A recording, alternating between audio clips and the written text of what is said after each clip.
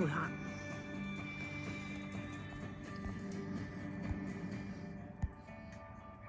It is a blistery morning here in Salida, Colorado. Man, has it been a night.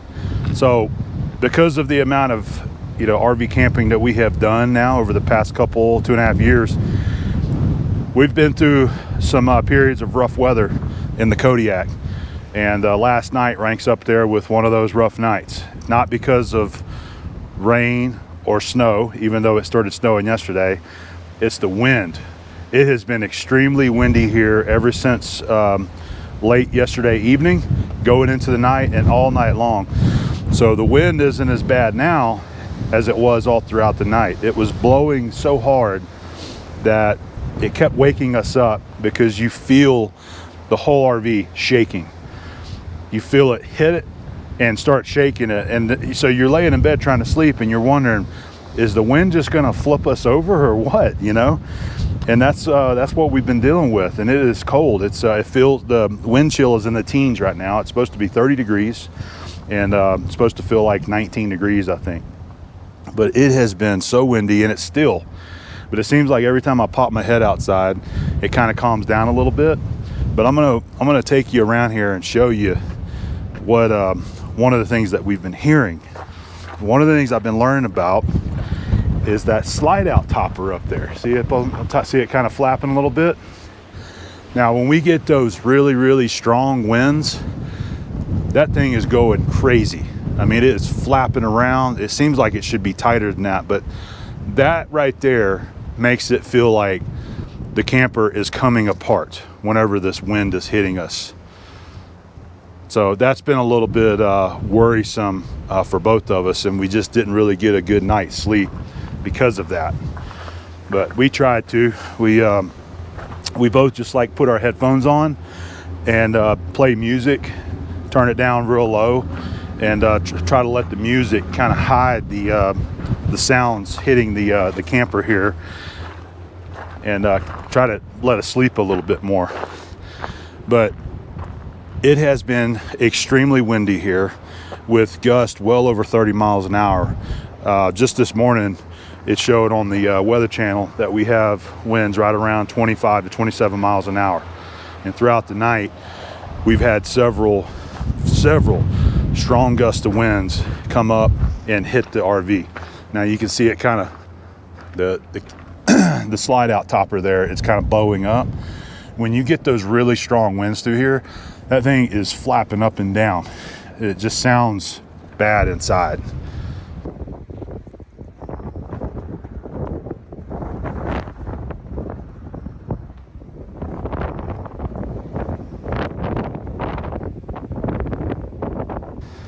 So of course I'm out here with a camera, and the sun's right there, and it's not going to do it to show you, but that's what we've been dealing with. A little bit of a scary night for us, just because the wind's so bad. I know what it feels like to be in tropical winds.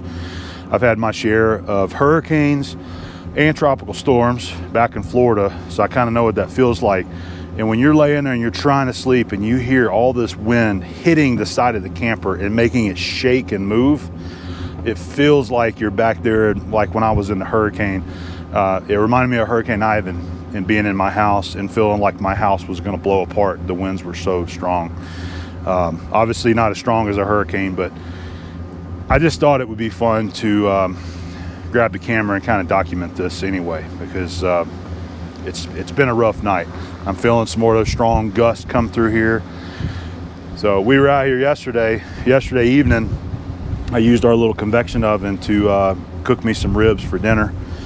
And just as I was trying to finish that up, it started snowing. And just to our west there, this is Highway 50, by the way, just to our west, you could see the snow coming in. I got a couple of clips there I took with my cell phone. I didn't grab the GoPro. Probably throw those in there for you. Oh, it is. Yeah. Look at the snow over there.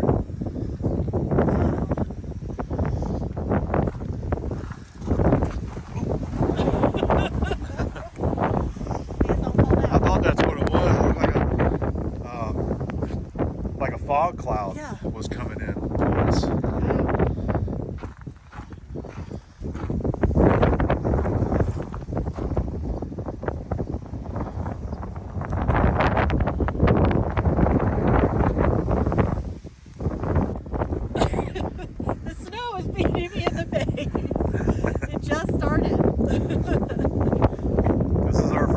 snow of the Big Haul 21. Yes.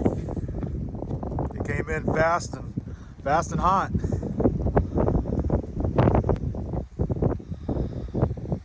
Pretty cool. Awesome. Yeah.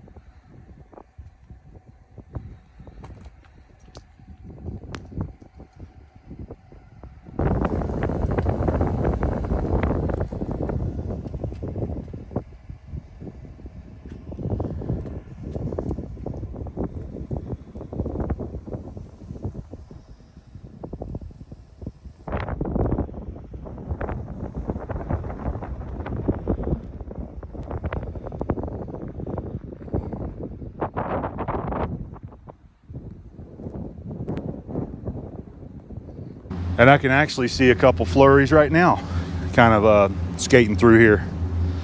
So we got our heater going. We love our furnace. It does such a good job keeping the Kodiak nice and warm.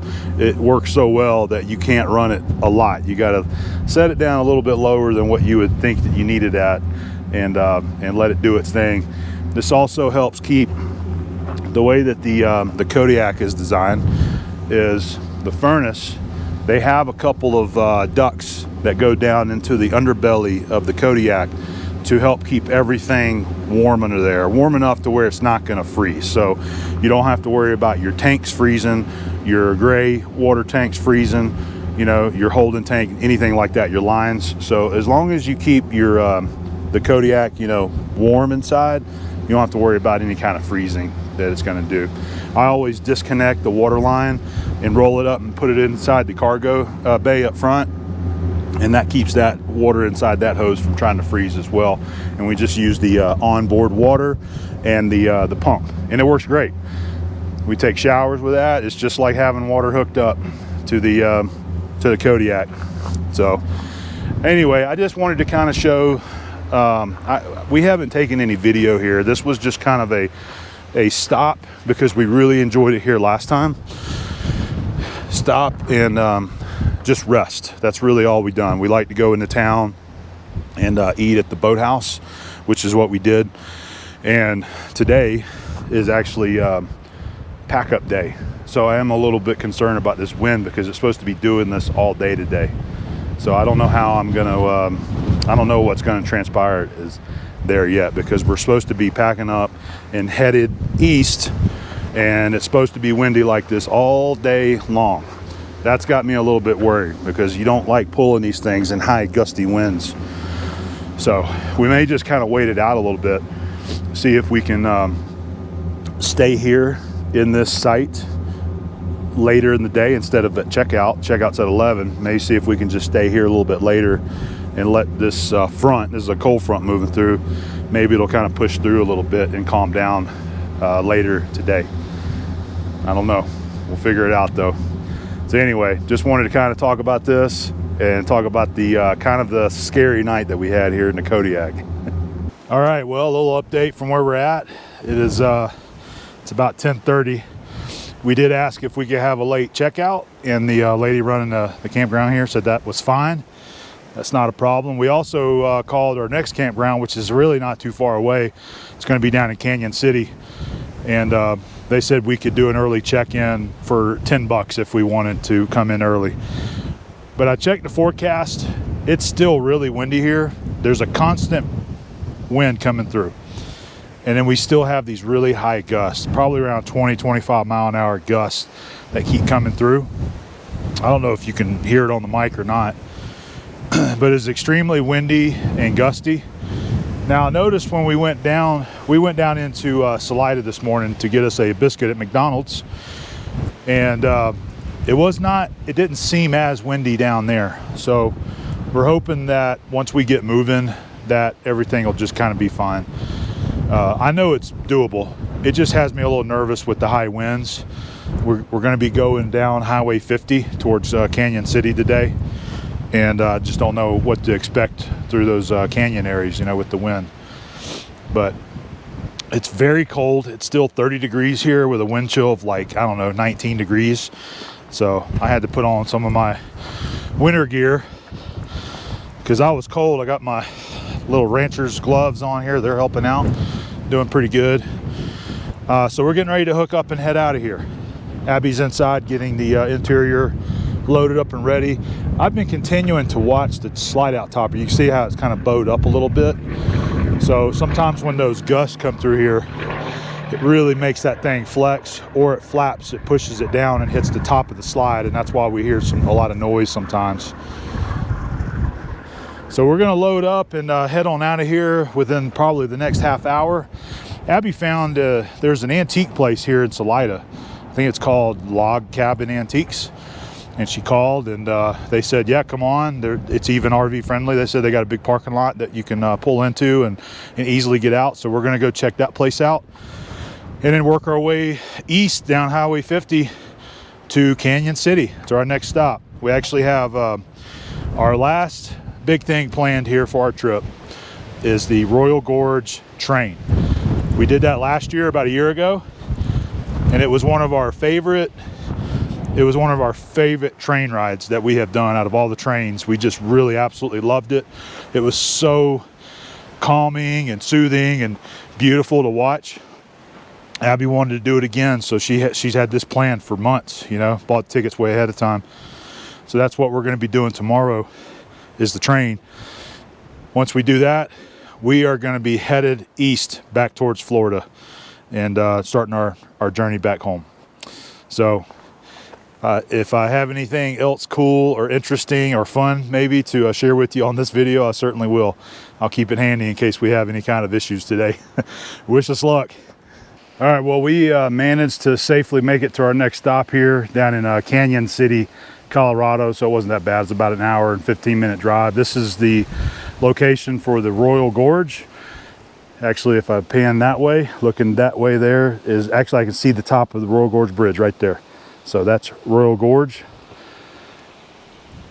And we're going to be going in to ride the train tomorrow. As I had said before, that's sort of our last hoorah on this Big Haul 21. So we are at the KOA.